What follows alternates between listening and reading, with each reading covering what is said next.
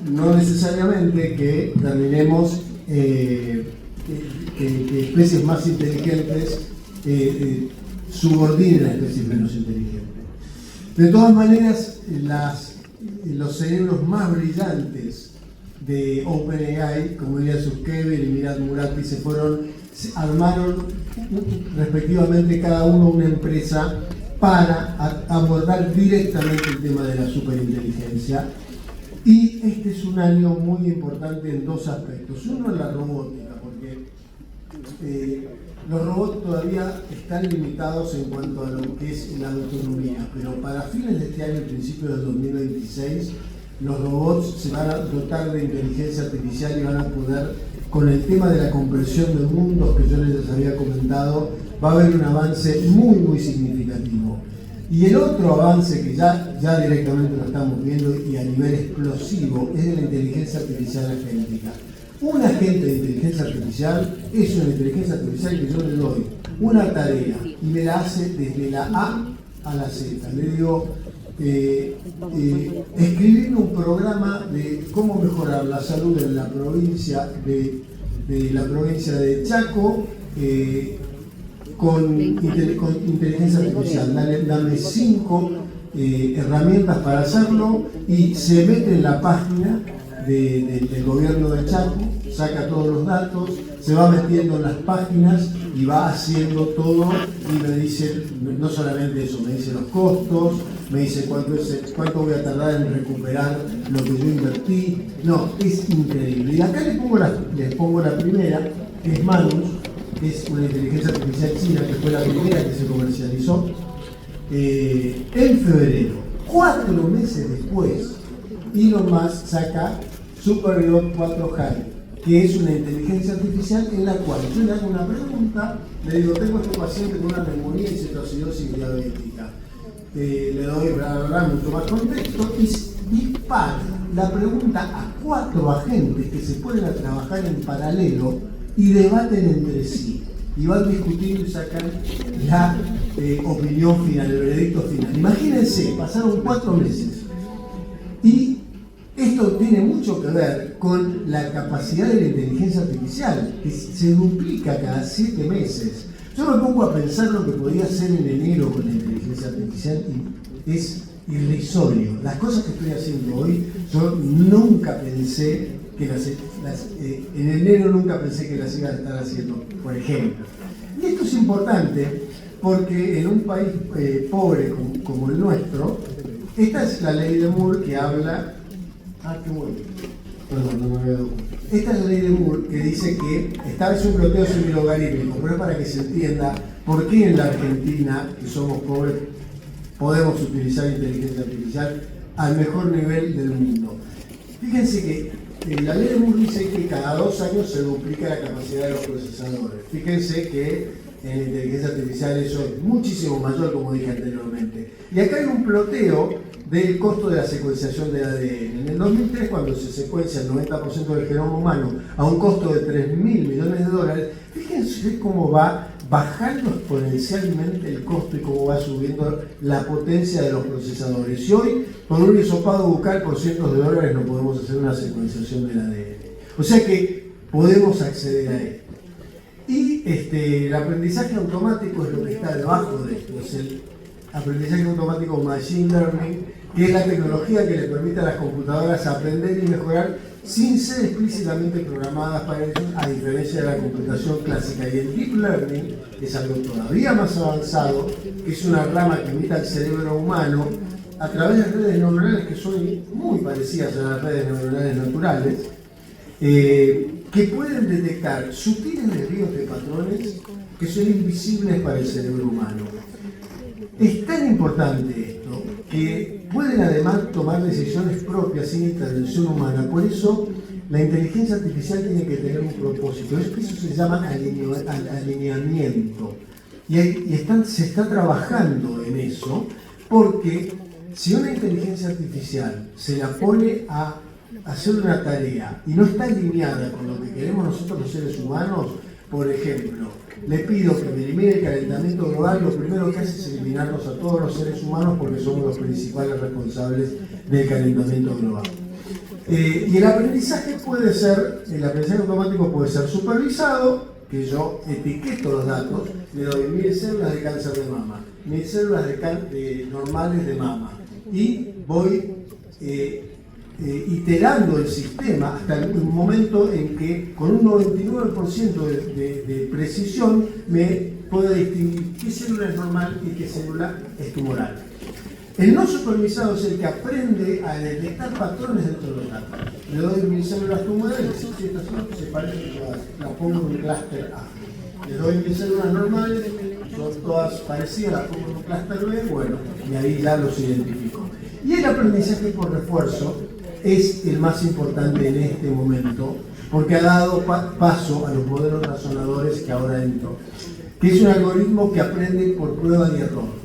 Cuando acierta, se refuerza el circuito neuronal, y cuando yerra, se debilita el circuito neuronal. Y no es poco esto, porque gracias a las redes neuronales, Geoffrey Hinton y John Hopkins el año pasado ganaron el premio Nobel de Física. Primer premio Nobel otorgado a la inteligencia artificial. Ahora, esto parece muy moderno, pero empezó en 1950 con el test de Turing, que decía que un interlocutor C, puesto a hablar con una computadora A o un interlocutor humano B, si no puede diferenciar que está hablando con una máquina o con un ser humano, esta máquina es inteligente, y pasó el test de Turing. Hace poquito se pasó, en el 2014. Y después vino la definición. John McCarthy define el término de inteligencia artificial en 1966. Pero como vendieron humo, dijeron que iban a solucionar todos los problemas de la humanidad, creo que en 9 meses, y no pasó nada. Se vino un gran invierno, que recién se remonta en el 2000 con el aumento de la potencia de procesamiento de las máquinas y la Big Data y la disponibilidad del Internet. Y ahí resucita todo esto, llegando a lo que hoy nos tiene a todos, a este paper que se llama Attention is All You Need, que aunque no lo crean es de Google, que describe algo que se llama Transformer, que es una arquitectura de red neuronal, que es el motor que está debajo del capot de la inteligencia artificial generativa. Llámese ChatGPT. En noviembre del 2022, giro copernicano, cambia todo, se hace público el primer gran modelo de lenguaje. No es el primero, había otros como Lambda, etc. Pero sí que se hace público.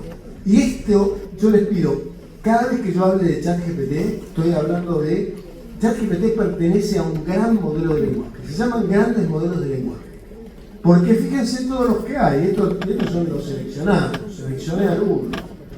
Este es el más avanzado, que es la última versión del ChatGPT, que es el GPT-5. Vamos a ver por qué es muy importante para nosotros los médicos, el GPT-5. Ahora se los cuento. Este también se los quiero mencionar. Es el Open Evidence. Este es el gran modelo de lenguaje de la Mayo Clinic. Le cargan su matrícula de médico argentino, paraguayo, uruguayo, de donde sea, y los dan de alta, es gratis. Está entrenado solamente con datos médicos. Y les digo algo más. Cuando estuve en Estados Unidos ahora en junio, estaba hablando con un ex compañero mío de residencia de Houston, que ahora está trabajando en la Universidad de Chicago, y me cuenta, che, ¿vos sabés que si usás Open Evidence, la American Board of Internal Medicine te da créditos de educación médica continua? O sea que un médico en Estados Unidos que utiliza inteligencia artificial de calidad tal como Open Evidence es visto como un médico jerarquizado a la hora de certificar o certificar. Esto para mí fue una novedad.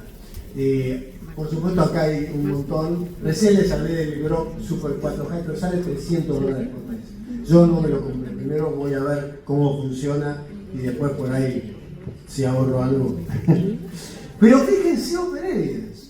Esto es el USMLE. Todos saben qué es el USMLE, ¿no? Es el examen para licenciarse en Estados Unidos. Para que vos puedas ir y tocar a un paciente, hacer una residencia o trabajar en Estados Unidos, hoy por hoy tenés que rendir este examen de licencia que es el USMLE. Open Evidence se sacó 100%. Ojo que GPT-5 estuvo ahí, 97. Pero les quiero decir, fíjense lo que son las métricas de estos grandes modelos de lenguaje en medicina. Pasó, parece un siglo, pero cuando aparece el gran salto, es cuando el 12 de septiembre del 2024, es cuando aparecen los modelos de lenguajes razonadores, que fue el O1. Fíjense todo lo que corrió hasta el GPT-5 en el 7 de agosto del 2025 y tenemos todos estos modelos razonadores que son muy buenos en algo que es muy bueno para la medicina, que es lo que se llama STEM, ciencia, tecnología, ingeniería y matemática, ideal para la medicina. Y fíjense cómo mejora el modelo razonador con respecto al modelo previo, que era el ChatGPT conocido por todos. En matemáticas, fíjense de dónde venía y a dónde llegó. En codificación, fíjense, 11 versus 89. En preguntas a nivel de PhD, un aumento muy significativo. Y hoy por hoy, el GPT-5 está en un empate técnico con el Gemini, que es de Google, con el Grok, pero es el mejor. Y algo muy importante, es el mejor en medicina. ¿Saben por qué? La gente de OpenAI se dio cuenta. Hay tres grandes laboratorios en el Silicon Valley. Los más importantes en inteligencia artificial son Google, OpenAI y Anthropic. Bueno, les comento.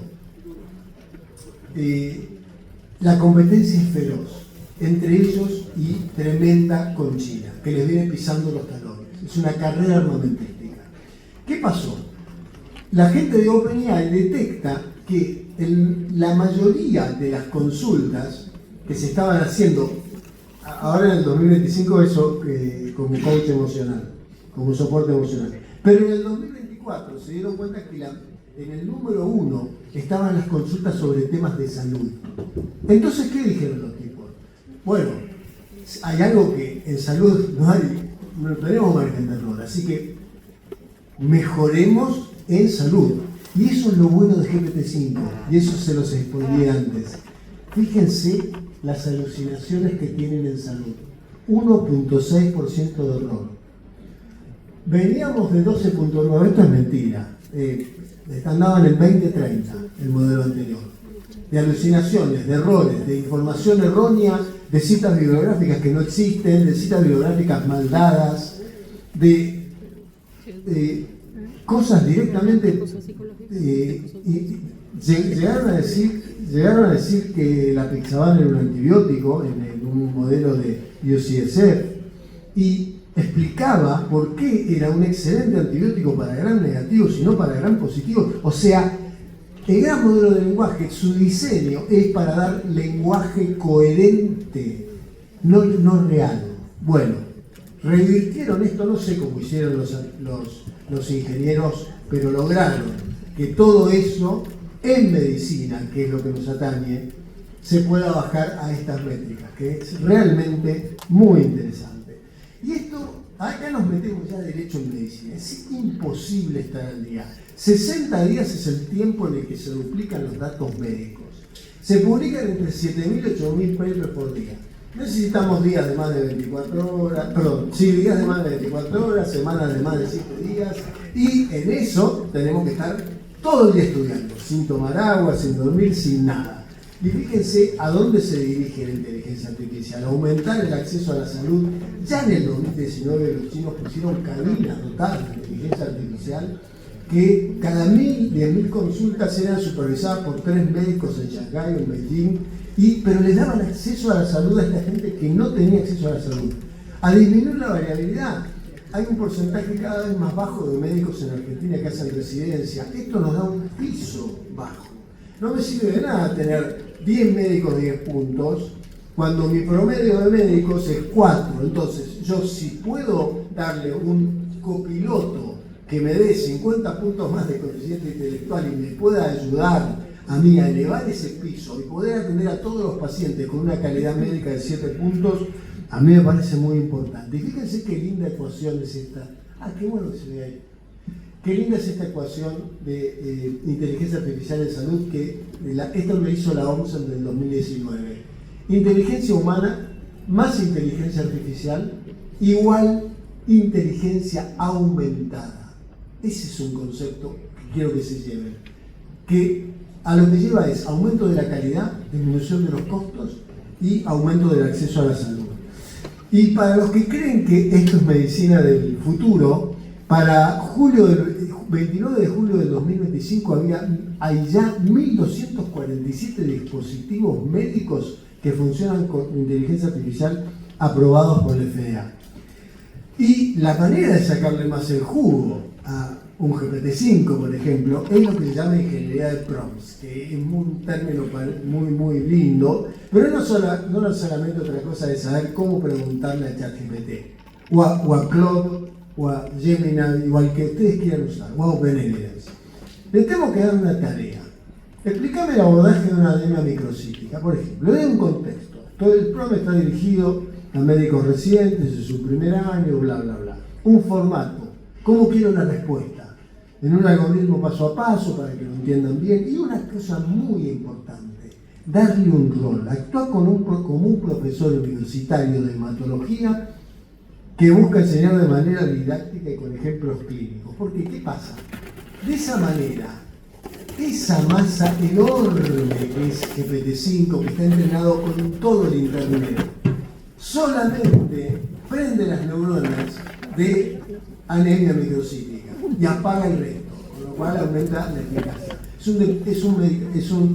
Es algo que después se usa que se llama distribución. Y otra cosa es, nada, por favor, ser imperativo, actuar, permitir preguntas, es muy bueno. Cuando uno hace una pregunta, preguntame todo lo que necesitas para contestarme de la mejor manera. Esto es muy importante.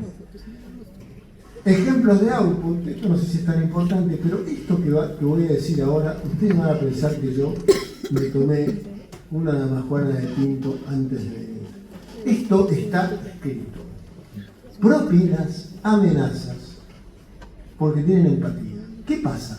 Al haber sido entrenados con la totalidad del Internet, ¿quién escribió el Internet? El ser humano. Replican entonces el carácter. Ojo que ya hay algunos líderes que están hablando que en poco tiempo esto puede llegar a tener conciencia. Pero hoy por hoy replican el carácter.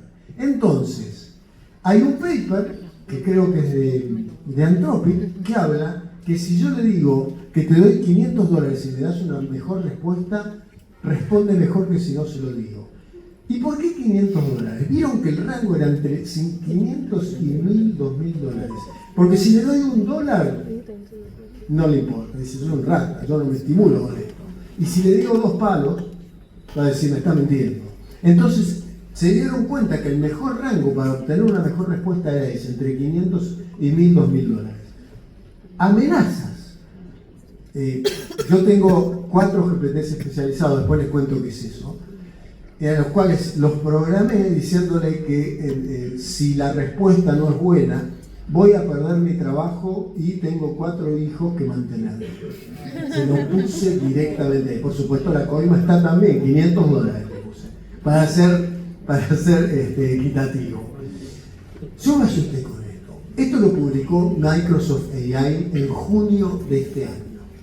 Pusieron a trabajar. ¿Vieron los ateneos del Mass General de New England que salen los jueves? Que son casos imposibles, muy complejos. Salen los jueves en New England y el próximo jueves tienen la respuesta. Bueno, yo debo haber pegado 3 en mi vida. Y tengo 61 años y me recibí a los 23. O sea que, y leo New England seguido. Son imposibles casi. Bueno, estos tipos de Microsoft hicieron lo siguiente. Los pusieron a trabajar con cientos de ateneos del Mass General y pusieron... ¿Se acuerdan de los agentes que ponían a trabajar en paralelo? Acá pusieron 1, 2, 3, 4, 5 grandes modelos de lenguaje a trabajar en paralelo y a discutir entre sí. Estos eran ChatGPT, Claude, Gemini, creo que era DeepSeek, el chino, y creo que era Copilot de Microsoft, por supuesto que era él. Uno hacía de challenger, o sea, el que desafiaba, tiraba el caso y desafiaba. El otro generaba la hipótesis. El otro elegía los tests para hacer. El otro hacía como de azafato y el otro hacía la lista, el chequeo. Fíjense lo que pasó, esto es impresionante. Contra 21 médicos de Estados Unidos y el Reino Unido con 5 a 20 años, perdón por ese años de experiencia, tuvieron 20 contra 85, los médicos 20, la inteligencia artificial que se llama MyDXO, 85%, 4 veces superior. Bueno, me da un poquito de miedo eso. La inteligencia artificial en salud, todo lo que dijimos que está aprobado por la FDA, la mayoría es el diagnóstico por imágenes y dermatología, imagen visual y anatomía patológica, pero les puedo asegurar que ayuda absolutamente en todo. Medicina de precisión, como copiloto para el tratamiento, en enfermedades raras, porque un especialista en enfermedades de Marfan, ¿qué puede haber visto? 50 en toda su vida. Bueno, acá como tiene todo el internet adentro, tiene miles de enfermedades de Marfan. Y en diagnóstico ya hay modelos en donde uno les carga la placa de tórax y le da un informe con un valor predictivo negativo del 99%. Imagínense una guardia que está testada de gente que hay 100 radiografías para ver y te dicen, mira, tranquilo que estas son normales, con un 99% de certeza. Y aparte reduce el tiempo de trabajo a la mitad y en los estudios más recientes fueron un 17% más sensibles que los radiólogos.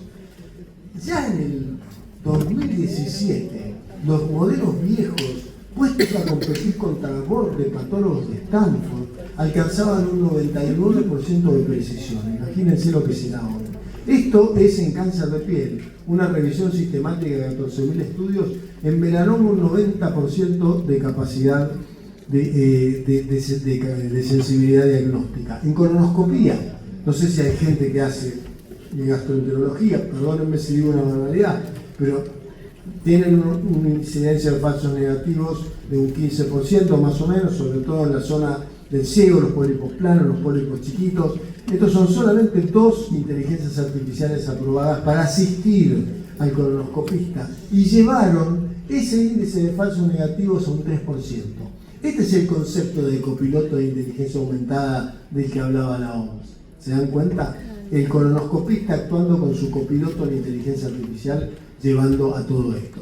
Y esto es algo realmente impresionante. Este es un estudio que se publica en Lancet este año, que se llama MASAI, que es de mamografía de screening. Randomizaron 106.000 pacientes en 3 ciudades de Suecia a lo que es el estándar para ellos para screening de cáncer de mama, entre 40 y 74 años, doble lectura cada 2 años.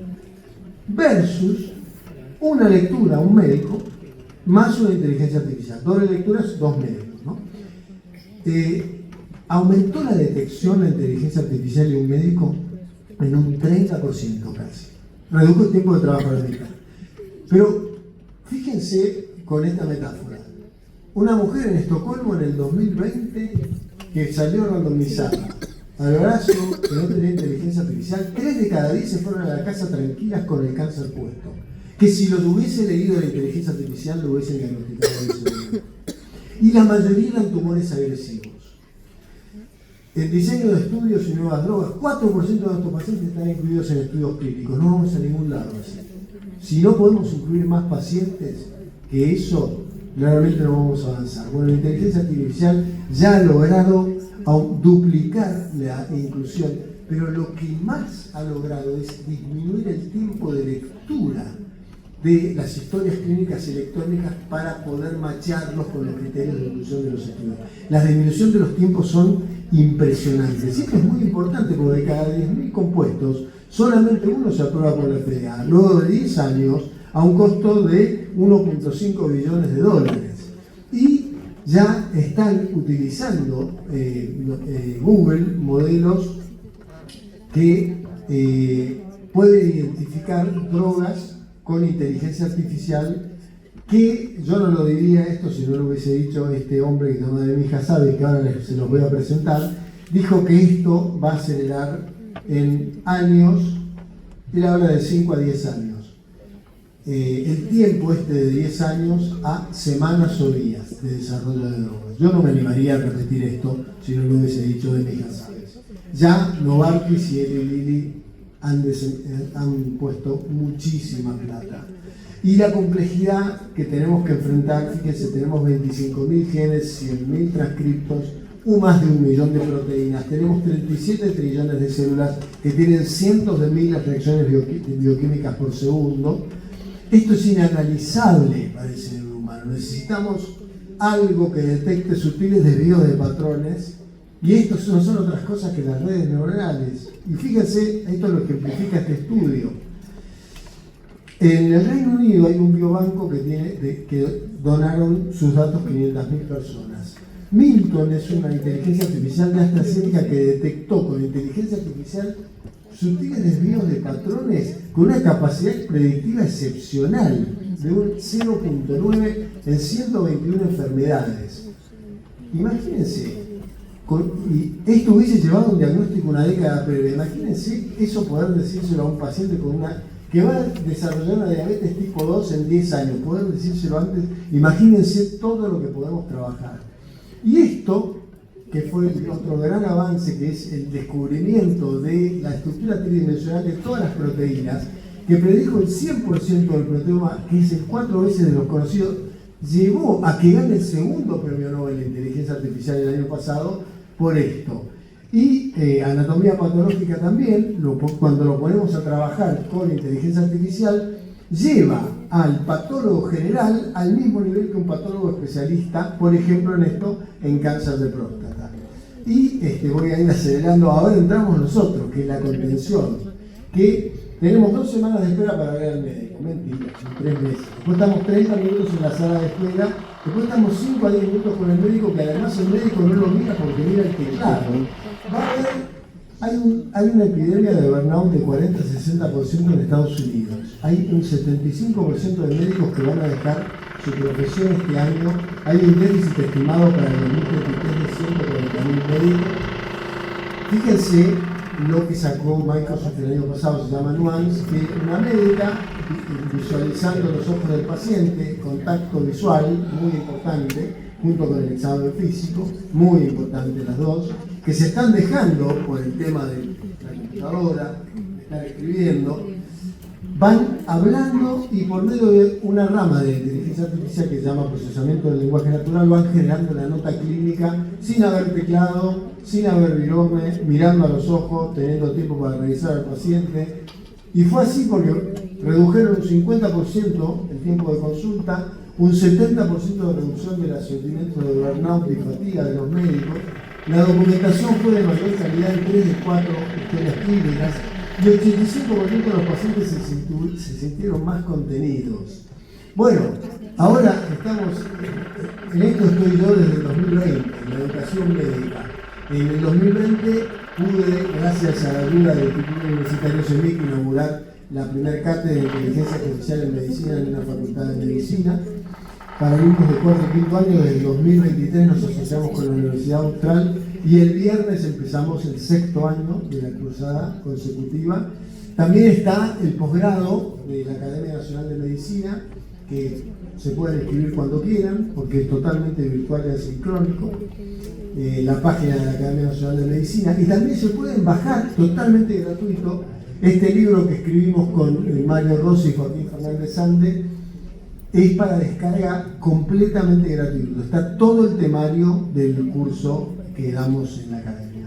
Bueno, a esto estoy apuntando, es a desarrollar GPTs personalizados. Yo soy oncólogo, entonces estoy desarrollando en las páginas de OpenAI y de Google GPTs personalizados en oncología, que lo que permiten es lo que decía yo anteriormente. Como están entrenados en oncología, solamente trabajan en cáncer. Yo le pregunto sobre diabetes y no tienen idea, pero eso es muy conveniente para mí, porque a mí no me interesa el tema de la diabetes, o por lo menos, bueno, me voy a OpenAI.